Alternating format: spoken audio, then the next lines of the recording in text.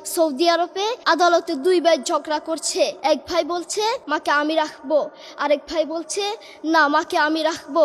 দোনো ভাই ঝগড়া করছে মাকে ঘরে রাখার জন্য। এরপর এক ভাই মাকে নিয়ে চলে যাচ্ছে, আরেক ভাই মাটিতে গড়া দিতে দিতে অবস্থা খারাপ। সৌদি আরবে আদালত হয় মা বাবাকে ঘরে রাখার জন্য, আর আমাদের দেশে আদালত হয় মা বাবাকে ঘর থেকে বের করার জন্য, ঠিক কি না?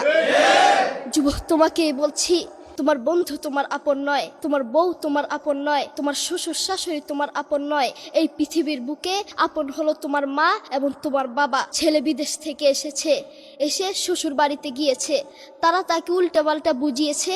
এখন বাড়িতে এসে সে বলছে মা তুমি আমার টাকায় খাও, আমার ঘরে থাকো, আবার আমার বউকে পিটাও। এই কথা শোনার পরে মা বাথরুমে গিয়ে আধা ঘন্টা কাঁদতে লাগলেন। কেঁদে অজু করে নামাজে দাঁড়ালেন, নামাজ পড়ে আল্লাহর কাছে বলতে লাগলেন,